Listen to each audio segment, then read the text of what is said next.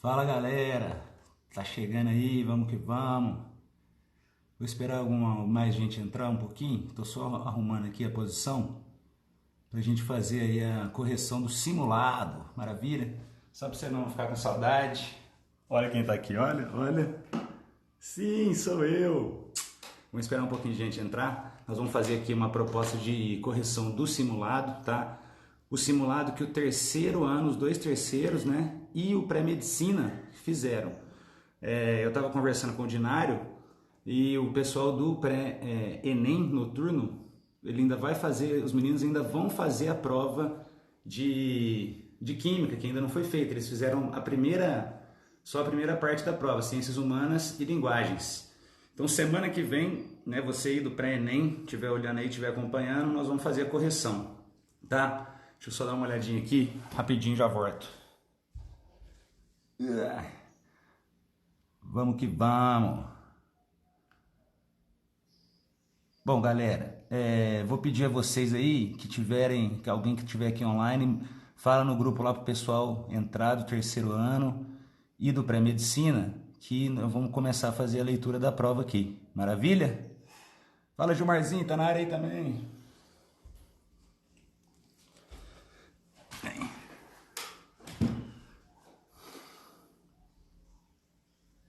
Bom, galera, o negócio é o seguinte, essa proposta nossa, né, de resolver a prova, e eu tentando também colocar aqui em cima da prova as temáticas do Enem, né?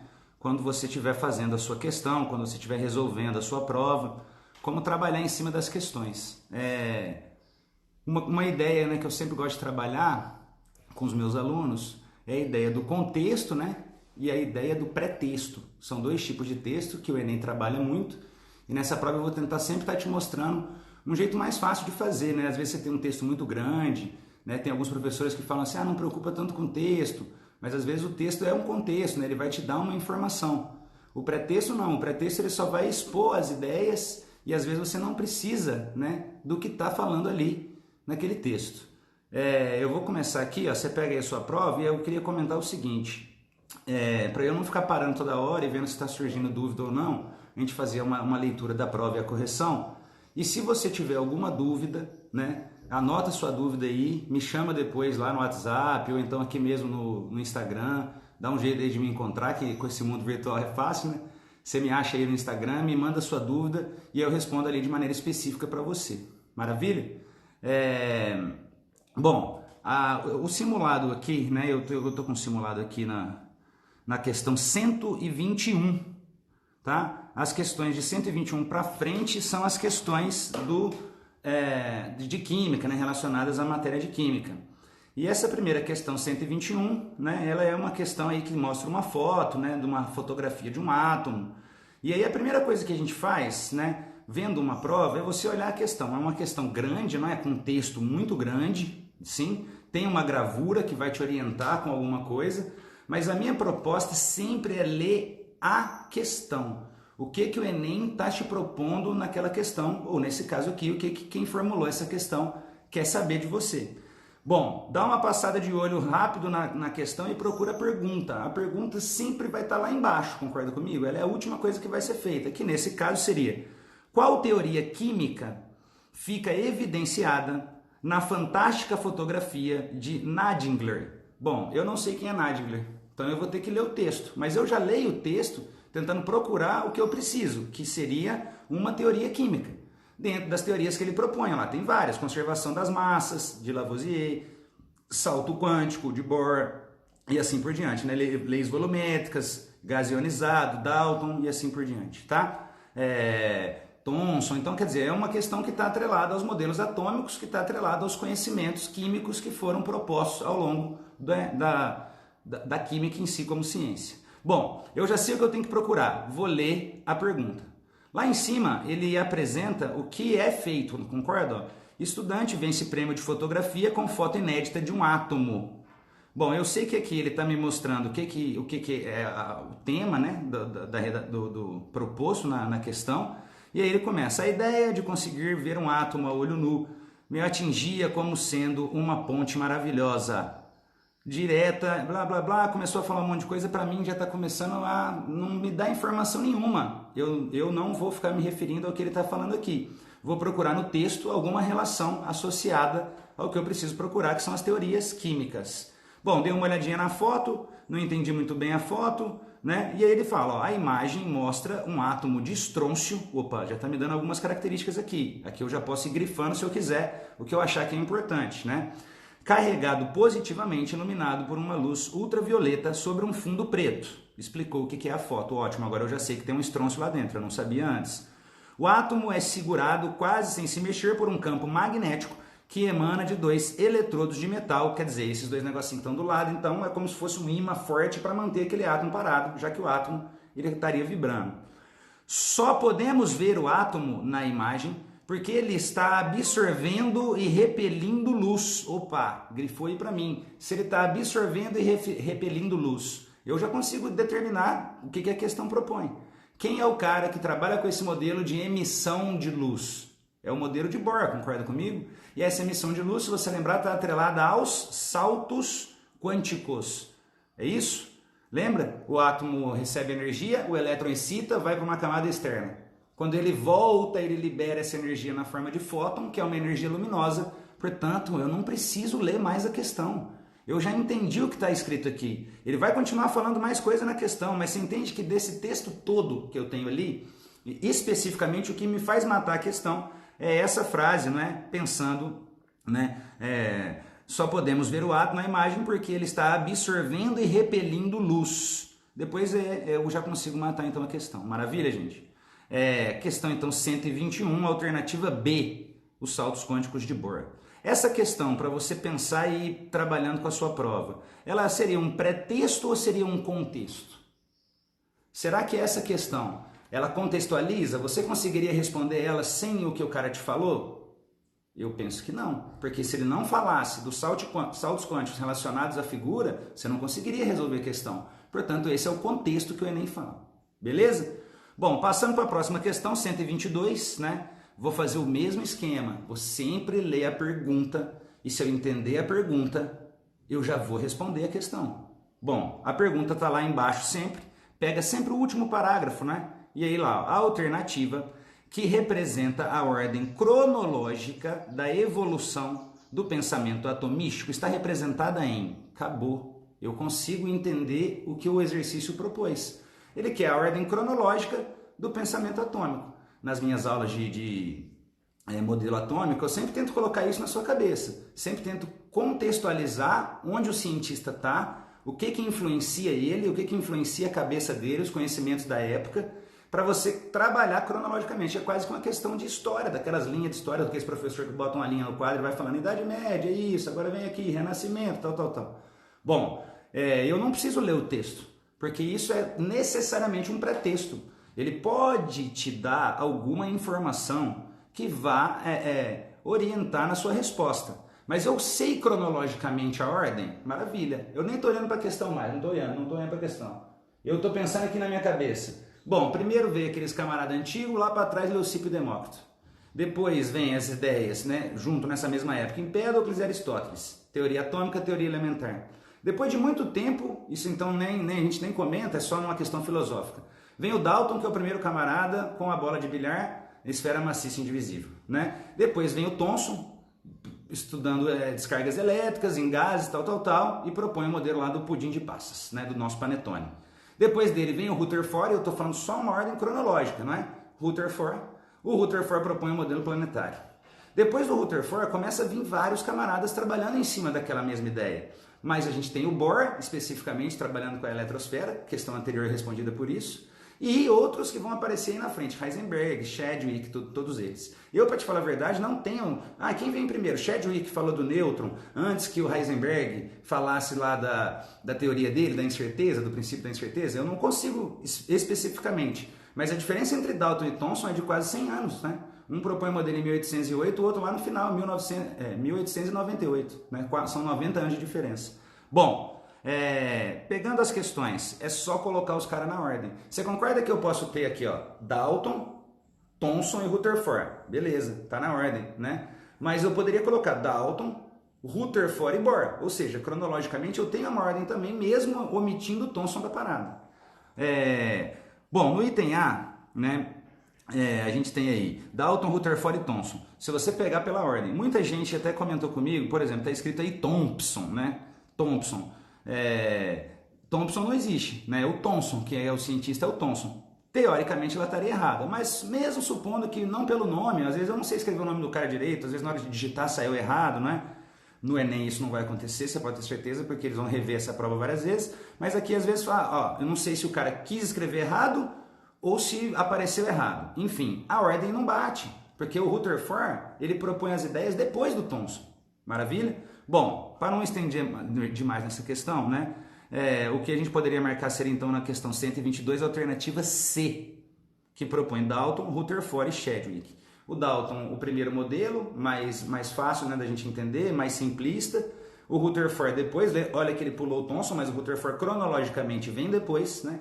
Só que o Rutherford não propõe, por exemplo, a existência dos nêutrons. Lembra que a gente comentou que o nêutron, os prótons que estariam no núcleo, causariam uma repulsão desse núcleo e o núcleo iria explodir? Isso é um erro que o Rutherford tem. E quem arruma isso, quem conserta isso é o Chadwick, lá na frente, né? Se não me engano, ele propõe em 1942 a existência dos nêutrons, né? E o Bohr está no início do século XX ali. O Rutherford está no início do século XX. Maravilha?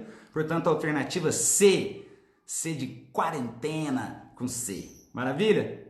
Bom, galera, questão 123. Mais uma vez, com a mesma temática, eu vou ler a pergunta, não é?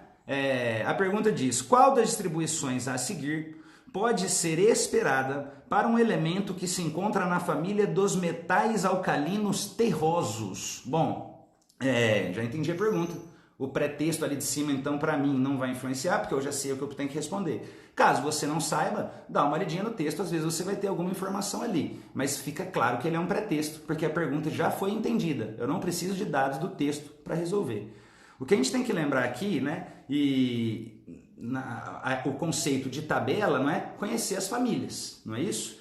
E aí, o que é a ideia, né, dessa família que ele propõe aí dos metais alcalinos terrosos? Eu vou para o quadro aqui rapidinho, só para a gente lembrar uma ideia de fazer aqui a distribuição eletrônica, tá? Então nós estamos aí na questão 123, é isso? Questão 123, só olhar aqui se está aparecendo, gente. Tá, vamos que vamos. Bom, eu vou pegar o primeiro camarada ali, ó. Não sei se a minha cabeça está aparecendo, não deve estar, mas eu abaixo. Eu vou pegar ali o primeiro camarada da família dos alcalinos terrosos, que são os metais da família 2A, o grupo 2 da tabela periódica. Sim? E quem é o primeiro camarada que estaria? É o berílio. É isso? É o berílio. Maravilha? E qual que é o número atômico do berílio? Bom, o número atômico do berílio é 4.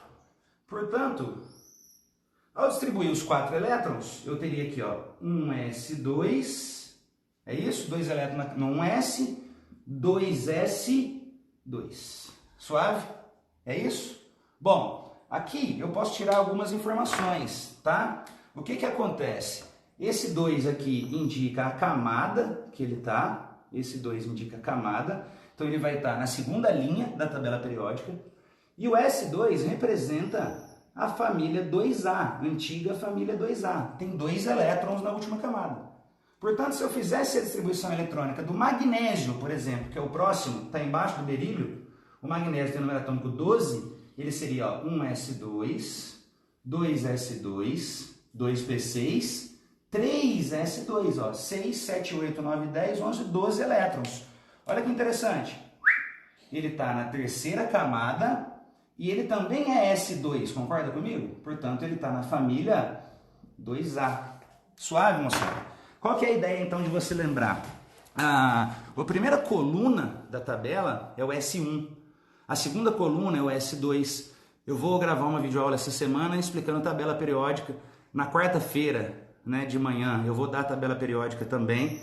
Os meninos do terceiro ano, ainda não acabei modelo atômico. Então eu tenho alguns vídeos de modelo atômico, mas eu já vou introduzir a tabela periódica, porque eu posso juntar o Linus Pauling com a tabela. Então o que eu quero dizer nessa questão? Quem está na família 2A vai terminar sempre em S2, com exceção do hélio, porque o hélio é um S2 e ele é um gás nobre, né? Então a gente tem que, para matar essa questão, olhar quem termina em S2. Se você olhar o item C, é exatamente esse cara que eu botei aqui, ó, é o magnésio.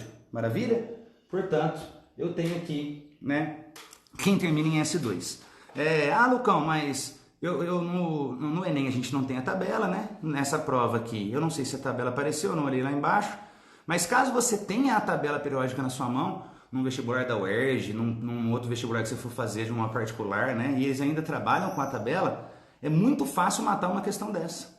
Porque é só somar o número de elétrons e transformar em prótons, já que o elemento é neutro, né? O número de elétrons é igual ao número de prótons, e eu vou conseguir, na tabela, saber quem é o cara. Você vê se ele está na segunda coluna. Precisava saber que os metais alcalinos terrosos são a segunda coluna. Por exemplo, esse primeiro aí, ó, ele tem um S2, 2 elétrons, 2 S2 mais 2 são 4, depois 6 são 10, mais 2 mais 7, ele tem 17. Eu, na minha cabeça, sei que 17 é o cloro. Não, esse cara não é da família 2A, ele é da 7A. Ou seja, se eu somasse o número de elétrons e tivesse a tabela, eu poderia ir lá e olhar. Portanto, questão 123, gabarito, resposta C. Maravilha? C de sexy.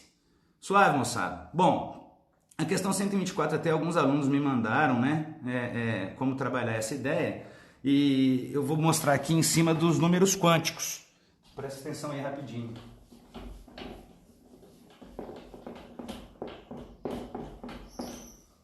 Bom, a questão 124, ela trabalha com a ideia dos números quânticos.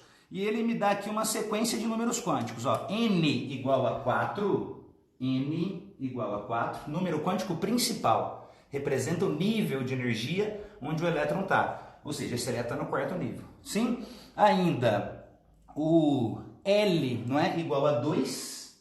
O L igual a 2. Número quântico secundário representa os subníveis. O S vale 0, o P vale 1, o D vale 2 e o F, assim por diante, tá? Vale 3. Eu tenho M ainda, que representa o orbital. E esse M aqui seria o mais 1. Maravilha? Ele é mais 1. O M é o orbital. Dentro dos orbitais são os quadradinhos, né? Eu tenho ali, por exemplo, quando eu estiver mostrando aqui, eu te mostro o que significa o mais 1. Mas eu tenho lá 0 do meio, para frente mais 1, mais 2, mais 3. Para trás, menos 1, menos 2, menos 3. E por fim ele me dá o spin. E o spin aí é mais meio. Portanto, o spin aqui mais meio. Bom, qual que é a ideia? Bom, a gente tem que entender que isso aqui se traduz numa posição do elétron. O 4 que está lá em cima, eu já te falei, não é? O 4 que está aqui representa a camada. Portanto, esse camarada está no quarto nível energético, tá? O L indica qual subnível? Bom, o S é 0, o P é 1, o D é quanto? É 2. Então ele é um subnível D. E se você lembrar, no subnível D eu tenho quantos orbitais? Quantos quadradinhos? Né? O S eu tenho um orbital só, no P tem 3, no D tem 5 e assim por diante. Portanto, o D aqui, ó, eu teria que fazer quantos quadradinhos? 10 quadradinhos. Vamos ver se dá certo aqui, ó. 1, 2, 3, 4. 10 quadradinhos, eu falei, não, né? 5 quadradinhos, 10 elétrons. É isso? 1, 2, 3, 4, 5. Exatamente. Esse daqui, ó, representa o subnível D. O L aqui indica o D. Sim? O que é o mais 1? O mais 1 é isso, ó. O do meio é 0, para frente, mais 1, mais 2, mais 3 no F e assim por diante. E para trás, menos 1, menos 2. Então ele mostra o orbital. E o spin mais spin positivo significa o segundo elétron que eu distribuo, o segundo elétron que eu coloco. O primeiro elétron tem spin menos meio. Portanto, ao colocar esses elétrons, ele tem que estar onde que o meu elétron tem que estar? O meu elétron tem que estar aqui, ó, nesse quadradinho aqui, que representa o mais 1, e ele tem que ser o segundo elétron que eu coloco. Para eu chegar no segundo elétron ali, quantos elétrons eu tenho que colocar antes? Lembra que eu tenho que seguir aqui a regra de Hund? Bota os elétrons sempre com spins opostos, tá? E preenchendo um anterior para passar para o da frente. Dentro de um subnível, eu coloco todo mundo com o mesmo spin, não é? E depois com o spin contrário. Portanto, eu teria aqui, ó, 1, 2, 3, 4, 5. Completei todo mundo, volto preenchendo com o spin oposto. 6, 7, 8. O elétron que ele quer é o nono elétron. Ó. 1, 2, 3, 4, 5, 6, 7, 8. Ele é o nono elétron que eu coloquei. Portanto, esse camarada aqui, como eu traduzo isso? Ele é 4, ele é D e ele tem quantos elétrons? Ele tem 9 elétrons. Maravilha? Portanto, eu deveria marcar aí alguém que tivesse esse 4D9. Olha lá, ó. Qual elemento possui esses números quânticos? Qual elemento possui esses? Alguém que na distribuição tivesse o 4D9. Sim? Como que a gente pode fazer essa questão sem ficar distribuindo todos os elétrons para descobrir? O 4D é uma coisa que vai aparecer bem lá na frente. Eu tenho 1s, 2s, 2p, 3s, 3p, 4s, 3d, 4p, 5s e assim por diante. Quer dizer, até agora eu já cheguei no 5s e não falei ainda o 4d, concorda? O 4d9 é um cara que tem muito elétron, então. Quem desses camaradas aí tem mais elétron? A alternativa é PT, platina. É ele, é o PT, é a platina. A alternativa é 78. Faça a distribuição eletrônica, você vai ver, não é? Que eu tenho aí o número 4D9. Qualquer coisa me procura lá. Portanto, 124, a alternativa é. Suave, moçada. Tranquilo? Bom, a questão de fissão nuclear, questão número 125, né? Basta fazer uma continha para a gente descobrir como que é. Eu tenho aí na minha concepção, só com a gravura de baixo você já saberia o que fazer, a gravura de cima não deveria aparecer. Já que ela está aí, pode ser que te ajude em alguma coisa, mas ele quer saber quem é A, quem é B e quem é Z. Não é isso? Olha lá. Ó. Quais são, respectivamente, olha a vírgula, os produtos A, B e Z formados numa reação em cadeia de fissão e tal. Bom, quem é A, quem é B e quem é Z? Eu vou fazer aqui para vocês, né, o A para a gente entender como funciona, é quase que uma equação matemática. Olha o apagador da pessoa, que maravilha. Paninho que depois aí a gente joga para lavar, mas vamos que vamos. Essa aí é a questão 125, moçada. 125. Olha lá, ó. Deixa eu só pegar aqui. Qual que é a reação, não é? A reação, ela se propõe dessa maneira aqui, ó. 1 e 0, representando o nêutron, mais o urânio, 235, 92. Esse é o urânio. E ele vai virar quem aí? Bom, ele vai virar o A, que eu quero saber. Ainda um criptônio, né? Kr 3693. E também vai quebrar produzindo 3 nêutrons. Lembrando a você, não é? Que esses nêutrons aí que são produzidos, eles vão quebrar outros átomos e continuar essa reação que é chamada reação em cadeia. Esse nêutron vai bater em outros átomos e eu vou produzir então mais fissões nucleares, produzindo muita energia, uma bomba atômica, por exemplo. Como é que eu vou matar aqui? Bom, eu tenho duas sequências de número. Eu tenho uma sequência aqui em cima e tenho uma sequência aqui embaixo. A massa, antes, deu quanto que está lá em cima? Bom, deu 1 mais 235. Isso tem que ser igual a quanto? Tem que ser igual a esse somatório todo aqui, concorda? Como eu não sei esse valor aqui, eu vou colocar nesse valor aqui o A, porque ele representa a massa. E aqui embaixo eu vou botar o Z, porque ele representa o número atômico. Pode pôr X e Y, bolotinho, quadradinho, coraçãozinho, o que você quiser, tá? Bom, o A tá aqui, A. Mais quem? Mais 93, não é isso? Mais 1, galera. 1 para 1 nêutron. Mas quantos nêutrons eu tenho aqui? Não são 3? Portanto, 3 vezes 1 mais 3 nêutrons. Eu tenho aqui uma equação, eu consigo fazer isso para o A, não é? E a gente vai ter aqui, ó, 93, 96 e aqui 236. Portanto, quanto daria o meu A aqui? Bom, o meu A daria 236 menos 96. Suave? Vamos fazer aqui no cantinho, ó. 236 menos 96. 6 menos 6 é 0. 23 menos 9 é 14, é isso? Não, é 12. 12? 13, 14, 15, 16, 17, 18, 19, 20, 21. Não, é 14. Portanto, 140. 140 é a massa do ar. Maravilha? 140. Depois eu deveria fazer a mesma coisa, só que agora olhando os numerozinhos de baixo, né? Que é o Z. Então eu deveria ter aqui, ó, vamos aqui, ó, 92 mais 0 dá 92. 92. É igual a quanto?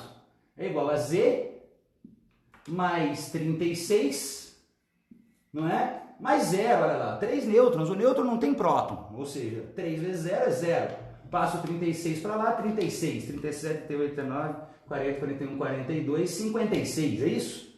Portanto, o meu Z aqui dá 56. O meu A dá 140. Portanto, quem é o A? Quem é o seu A? O seu A ele tem número de massa 140 e número atômico 56. Maravilha? Dá para matar só com A? Não dá. Olha lá, ó, é o bário, tá vendo?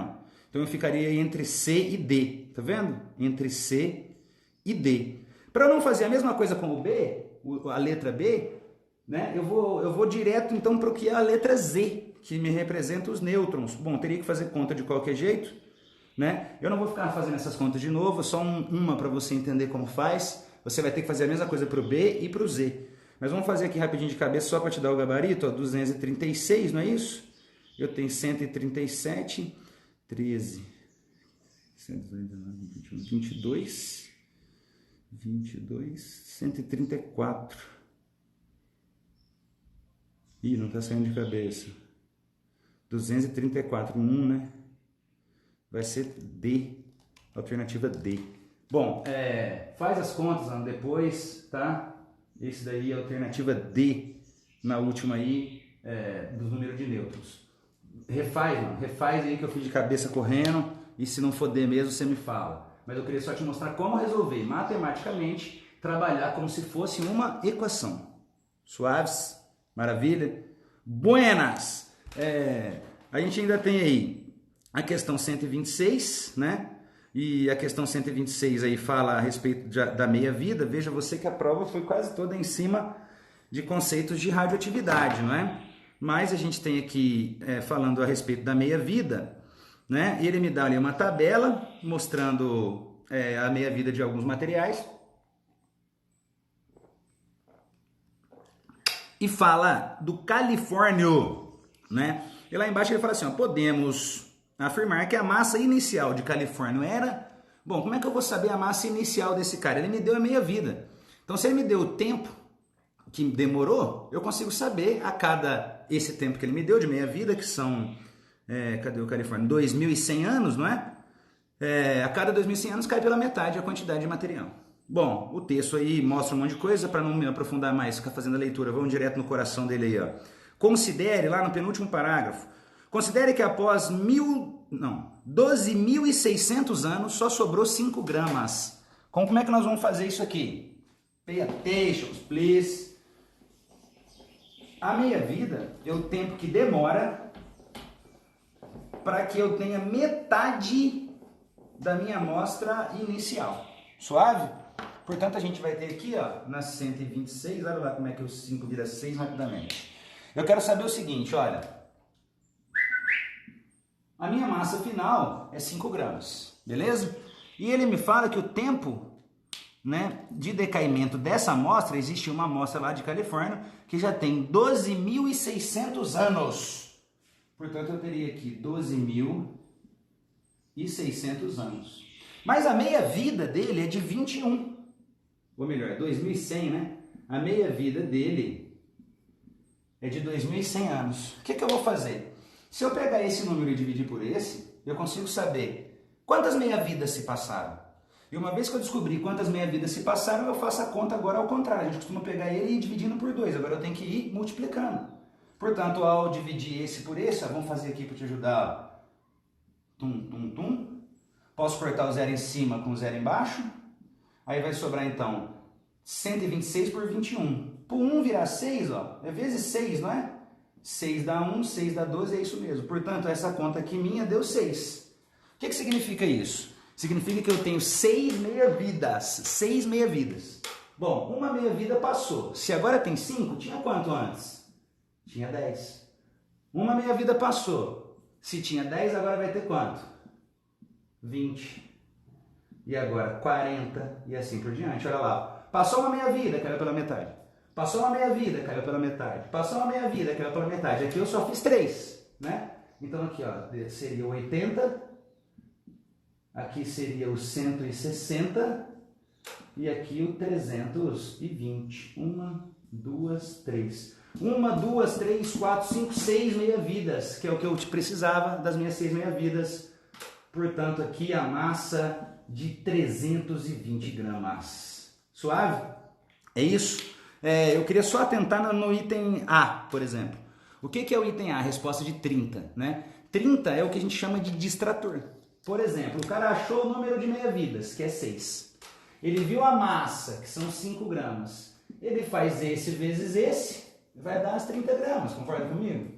Isso daí é para a galera que ainda não entendeu, não sabe o conceito e quer fazer, né, contas aleatórias. Muitas vezes os alunos ficam fazendo contas aleatórias em cima das regras de 3. Se não tiver o conceito, né, o Enem traz essa pegadinha que a gente chama de distrator. Se o cara fizer os 6 vezes os 5, ele vai achar os 30 gramas, que é a resposta A. Enquanto para nós a resposta correta é a E, 320 gramas. Maravilha? Suave? Bom, finalizando aí um pouco dessa parte de radioatividade, a questão 127 fala mais uma vez de tabela, não é? E essa questão 127 tem um errinho de digitação nela aí, porque ele só pede o seguinte, ó, assinale uma única alternativa, é óbvio, né? Porque só pode ser uma, em que todos os elementos possuem propriedades semelhantes. Para o cara ter propriedade semelhante, agora que você está na sua casa, momento de reclusão, junto com a sua família, discutindo temas atuais da sociedade e tudo mais, você não percebe como a sua família é íntegra, como a sua família é homogênea, como vocês têm as mesmas ideias? Será? Mas na química é assim que funciona. Todo mundo que estiver numa mesma família, numa mesma coluna, tem propriedades semelhantes, tem propriedades iguais. Suave? Então bastava você olhar, quem estivesse numa mesma coluna seria a alternativa A, os gases nobres. Hélio, argônio e Kn, que está escrito aí, mas não é o Kn, apaguei. É o criptônio. No exercício anterior tinha lá o Kr, né? Criptônio, deve ter saído errado na digitação. Portanto, quem estiver numa mesma coluna tem propriedades iguais. Aquela questão anterior dos alcalinos terrosos, todo mundo que for alcalino terroso termina em S2, né? Portanto, alternativa A na questão 127. Maravilha? Bom, e aí começam as próximas questões, né? A 128. Aí você tem aí um texto, né? Olha só como é que essa questão aí, ela vem bem com a temática do Enem. Eu tenho um texto lá em cima, eu tenho uma figura, eu tenho embaixo da figura como é que chama isso? A bibliografia ali, né? Onde está aquela, de onde eu tirei aquela informação, e embaixo a pergunta, sim? Então, montada a questão bem nos modelos do Enem. Agora, ele fala lá em cima um texto gigante, eu vou ver aqui então a minha pergunta, né? A técnica de descontaminação por ar disperso, utilizada na purificação de córregos e lagos, é conhecida como... Lá em cima ele deve explicar como funciona isso, mas se você já souber que técnica é essa, você pode trabalhar.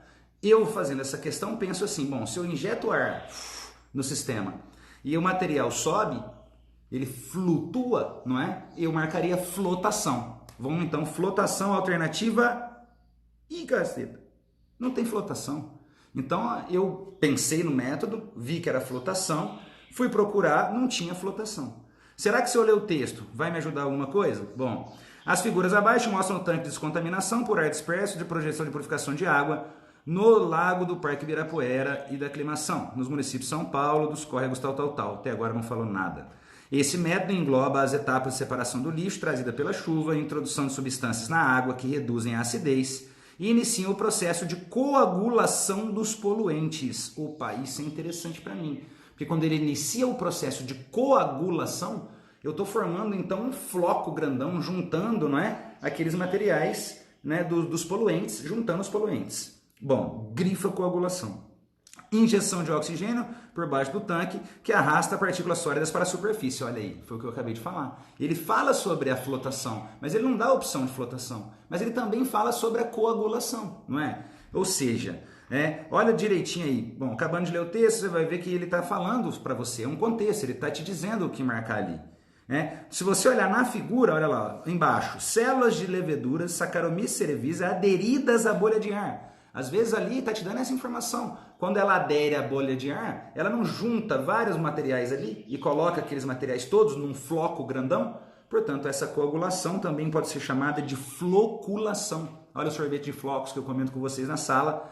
Ele tem aquele flocão grandão de chocolate, não é?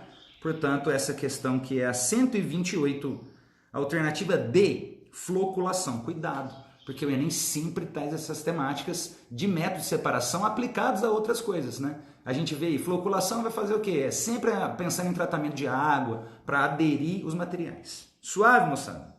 Bom, a questão 129, ela traz um texto, né? E de acordo com a classificação dos sistemas químicos, a emulsão é considerada o quê? Para quem já sabe o que é uma emulsão, você já pode responder a pergunta. Para quem ainda não sabe, vamos ver se o texto te ajuda. E ele começa falando, a emulsão ou microemulsão são dispersões coloidais de um líquido em outro, geralmente estabilizadas por um terceiro componente, que é um tenso ativo ou um emulsificante, não é? Um sabão. Se localiza na interface dessas duas fases. Faz aí você na sua casa agora. Pega um pouquinho de detergente, coloca detergente um pouquinho, óleo em cima, água embaixo. Joga um pouco de detergente lá dentro e chacoalha aquilo um tempão. Todo dia que você passar lá, você chacoalha. Todo dia que você passar, você chacoalha. Aquilo vai virar uma coisa só depois, vai formar uma coisa que parece ter uma fase só. Por quê? Porque o sabonete aí, né, o detergente, está fazendo esse papel de emulsificar, de ligar uma fase aquosa numa fase líquida, né? Uma fase aquosa numa fase oleosa, me desculpa. Bom, e aí ele fala, né? Há dois tipos de emulsão, conforme proporção de fases, em água e óleo, ou óleo em água. O termo blá, blá, blá. Esse sistema coloidal é vastamente utilizado na apresentação de produtos farmacêuticos, como os cremes, né, alimentícios, como maionese, margarina, leite, e indústrias, como petróleo, lubrificantes e asfalto. Bom, ele traz aí várias situações, não é? A emulsão em si, então, trabalha duas fases, uma fase líquida com uma fase oleosa. Eu consigo fazer com que isso, né, se misture de maneira extremamente homogênea? Tem como isso ser homogêneo? Primeiro, é uma mistura, porque eu tenho mais de um material. E segundo, é uma mistura que é uma pseudo-homogênea. Porque quando você vai olhar ela a fundo, as características microscópicas, as propriedades dos materiais, você vai ver que eu tenho uma fase óleo e uma fase água. Portanto, a alternativa mistura heterogênea, B de bola, a 129, B de bola. Suave? Bom, a 130 fala a respeito da recristalização, não é? Tá acabando, hein, moçada? Fica comigo, hein? Por favor. Eu sei que você já está querendo almoçar, mas nós estamos acabando rapidinho. Minha mãe daqui a pouco já me chama para almoçar. Mas vai. A recristalização é uma técnica usada para purificar substâncias sólidas, que consiste essencialmente em dissolver o composto e suas impurezas num solvente apropriado. Se você já conhece a técnica de cristalização, maravilha. Se não, o texto vai te ajudar. Ele dá uma curva de solubilidade com alguns solventes, 1, 2, 3, 4 e 5. E lá embaixo ele pergunta, na purificação por esse método de recristalização, qual solvente seria o mais indicado? É isso? Bom, eu vou tentar responder ela rapidinho, tá? Pensando nos conceitos químicos. E depois, às vezes eu sei que tá mais trabalho em química, mano, tá desesperado, tá estudando química aí e vendo que a química é louca, é paranormal, né? Do além, como diria o nosso querido MC Gui, não é? Mas tudo se ajeita numa cama pequena. Te faço poemas, te cubro de amor. É isso? Bom, eu vou só pegar aqui, ó, no nosso gráficozinho, aqui o coeficiente de solubilidade e aqui é a temperatura. Eu vou pegar só dois caras aí pra gente entender. Eu vou pegar esse, ó, que é o V, e vou pegar esse, ó, que é o I, ou seja, 1 e 5. Maravilha? Olha lá, o que é a recristalização? Aqui a temperatura está alta, não está? Se eu for diminuindo essa temperatura, a solubilidade do 5 varia muito ou varia pouco? Vamos olhar. Bom, se a temperatura for aqui mais ou menos de 80, eu nem sei se tem 80 no gráfico, tem 70, que é o último, mas o meu já está no 80. e eu reduzi de 80 para 10, eu reduzi a temperatura de 80 para 10, mudou muito a solubilidade desse cara? Olha lá, ó, esse ponto de cima é a solubilidade, mudou pouquíssimo, concorda comigo? Portanto, aqui ele era pouco solúvel e ele se manteve pouco solúvel, ou seja, a temperatura não variou tanto, né, na solubilidade desse material. E lembra que a recristalização precisa de ter um alto grau de solubilidade, variando com a temperatura, que é o que acontece no 1, por exemplo. Se eu pegar aqui, mais ou menos, ó, 40 graus, e vou para os mesmos 10 agora, olha a variação que eu tive do 1. Aqui eu tinha, sei lá, ó, olha o dado que ele coloca aqui em cima no coeficiente de solubilidade. Gramas de soluto por 100 gramas de solvente, ou seja, sei lá, aqui eu tenho 80, aqui eu tenho 80 gramas do 1, eu consigo dissolver 80 gramas do 1. E aqui? Aqui vai ser quanto? Pô, aqui vai ser 2. Portanto, se eu sair do 40 e chegar no 10, diminuir a temperatura, eu consigo obter, ó, 78, não tinha 80 dissolvido? Agora aqui vai ter 2. E os outros 78 foi para onde? Foi para o fundo. Ele recristalizou. Portanto, ao diminuir a temperatura, eu tenho aqui a diferença na recristalização. Maravilha? Esse era o raciocínio, alternativa A. Mas para você que tem aquele desespero químico, né? Ai, Lucão, mas eu não sei química, eu tenho que estudar muito a base da química e não sei o quê. Calma, que tudo funciona. Presta atenção. No macete, é só você entender o seguinte: eu nem sei o que o gráfico está falando, eu não entendo nada de química, meu Deus do céu, o que eu vou fazer? A minha pergunta é, dos 5 que estão aí, qual é o mais diferente deles? Entende que o 1 é muito diferente dos outros? O 1, ele está muito inclinado. Os outros todos estão mais ou menos próximos. Um aumenta um pouquinho, o outro diminui um pouquinho, o outro se mantém quase constante. O 5 aumenta só uma pequena quantidade. E o 1 é o mais diferente de todos, não é? Isso é uma ideia, uma percepção que você pode ter. Porque se ele é diferente dos outros, a ação dele deve ser diferente. Concorda comigo? Portanto, a gente poderia matar aí na loucura. Cuidado, é muito mais fácil você estudar, entender para ter aquela certeza. Mas caso você está numa situação de desespero, não está sabendo o que marcar, pensa na situação que o exercício te propõe. Suave? Bom, quase acabando, galera. Falta aí mais só 3 questãozinhas e aí são rapidinhas de resolver, tá? A questão 131 fala sobre as propriedades dos materiais, nesse caso do alumínio. Como é uma questão pequena, a gente pode ler ela. Existem questões pequenas no Enem também, né? Não é só aqueles textos gigantescos. O alumínio é um metal mais abundante da crosta terrestre, por ser leve, resistente e bom condutor de energia elétrica, tem grande emprego industrial. É usado em aviões, boxes para banheiros, latas de refrigerante, cerveja, panelas e embalagens. Quer dizer, deu aí algumas informações. Assinale a alternativa que contém a propriedade que explica a característica de alumínio ser considerado um metal leve. Por que o alumínio é considerado um metal leve? Se você, né, que agora deve estar andando de bicicleta aí no quintal da sua casa, em alguns momentos, né, se exercitando, que as bicicletas de antigamente elas não eram feitas de alumínio ainda, né? Então a bicicleta era uma coisa muito pesada. Você pega aquelas bicicletas bem antigas, era difícil até de levantar. Porque o ferro é um material mais denso, entende? O alumínio é um material pouco denso. E pela sua pouca densidade, né, implica-se então em ser um metal leve. Quando a gente fala dos metais pesados, o chumbo, por exemplo, o chumbo é um metal pesado, não é? Por que ele é um metal pesado? Porque a massa dele é grande.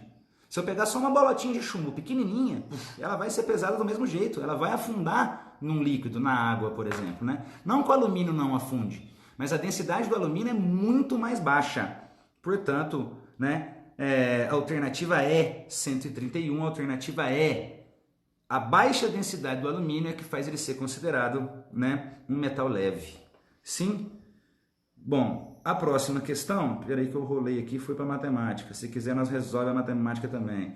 A próxima questão aí é a respeito, né, de um camarada botando aí um pedaço de parafuso, né, botando um parafuso aí, tal, já era. Bom, tá aqui, ó, 132, tá? O metal do qual o parafuso é feito, sabendo que sua massa é de 15,74 ele me deu os dados, eu já sei o que fazer. Lá em cima, ele me conta que foi de 80 para 100 a variação do volume. Portanto, quando eu coloquei o negócio lá dentro, aumentou 20 ml, não é? E eu tenho então o volume para fazer o meu cálculo.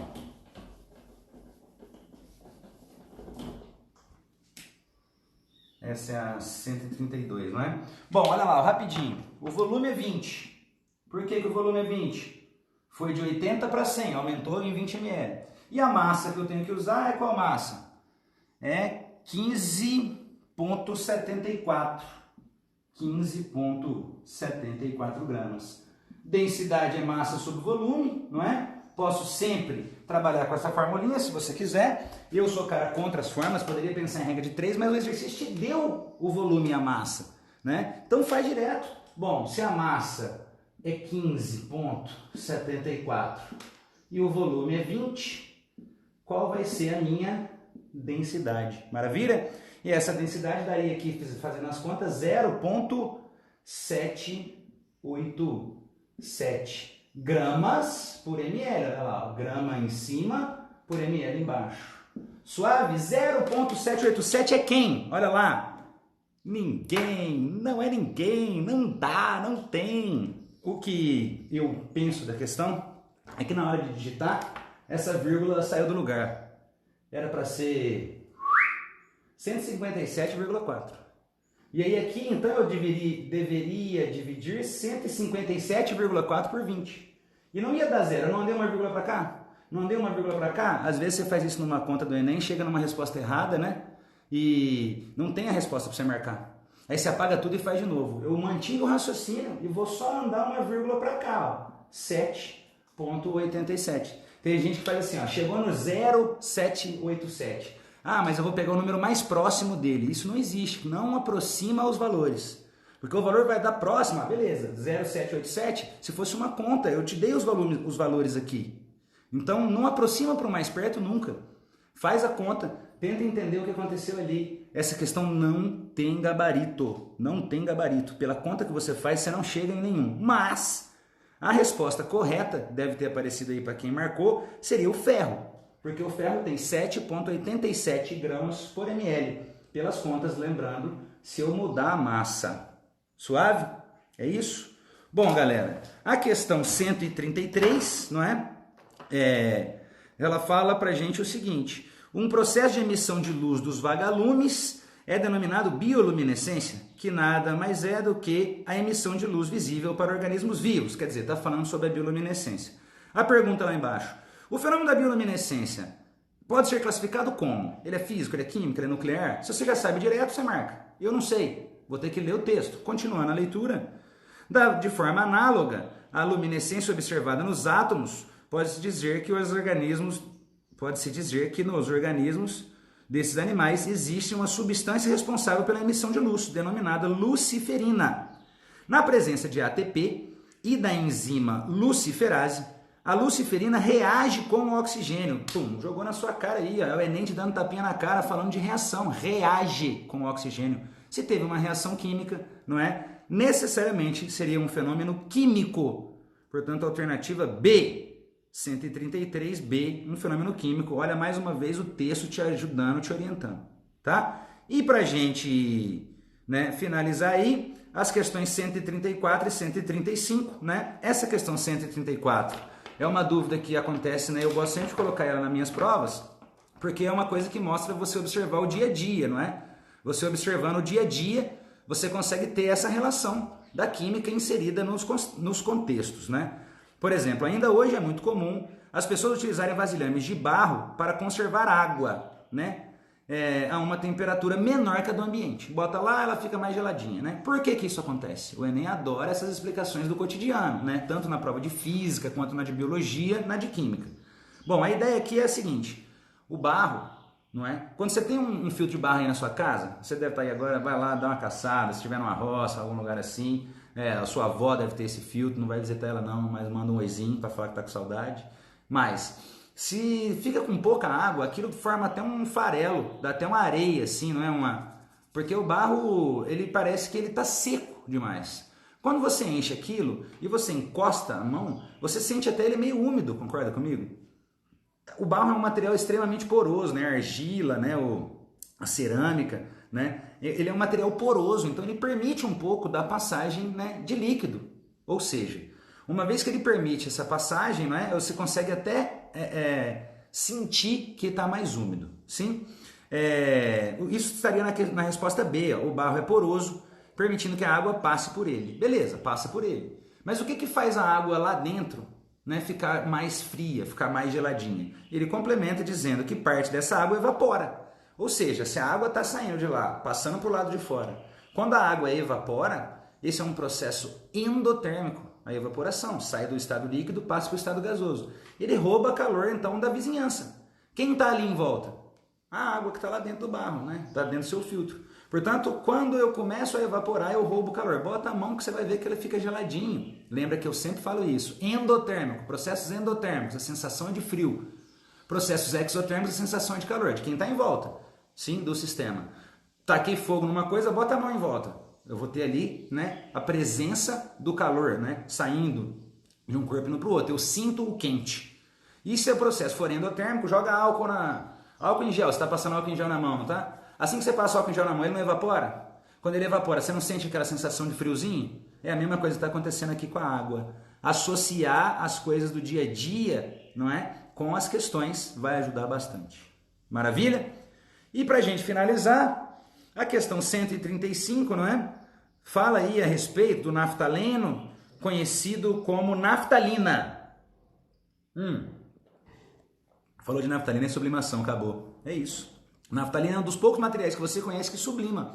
Sai do estado sólido, passa para o estado gasoso, né? Ele fala aqui, ó, empregando para evitar baratas e roupas, funde a temperatura tal. Sabe que as bolinhas de naftalina, a temperatura ambiente, tem sua massa constantemente diminuída. Ou seja, se a massa está sendo constantemente diminuída, a temperatura ambiente, se a massa vai diminuindo num sistema, vai quanto que o Lavoisier falou? Não vai? A massa não tinha que ser conservada? Mas esse sistema é aberto. Aquele gás que é formado está indo embora. Portanto, a naftalina sólida virando naftalina gasosa. Questão 135, para finalizar nossa provítia. Alternativa A, sublimação. A de quê? I love you, baby. Maravilha? Moçada, aquele beijinho, tô com fome, tá? Vou comer agora aqui. E se precisar de mim, é só chamar. Tamo junto. Presta atenção nas aulas que o colégio tá disponibilizando aí para vocês. Eu sei que nesse momento, às vezes a gente até perde a cabeça, né? Tem uns desespero e fica preocupado com o que está lá na frente, com o que vai acontecer, quando que as aulas vão voltar, quando... Faz o agora. Mantenha-se no que está acontecendo agora. Agora eu vou sair daqui e vou almoçar. Depois eu vou corrigir um teste. Depois eu vou fazer aqui uma aulinha que eu vou gravar para o pessoal aqui de Cataguases. Então, vai pensando uma coisa após a outra. Ah, mas o Enem, não sei se vai mudar o Enem, se não vai. Calma, faz a sua parte. Suave? Aquele beijinho no glúteo, toquezinho do coronavírus, muito obrigado. Se tiver dúvida, me procura, tá? Tentei fazer uma correção rápida aqui, estou à disposição sempre. Parodiando aqui, parafraseando no corpo, meu querido Miguel Falabella. Valeu. Acabou-se.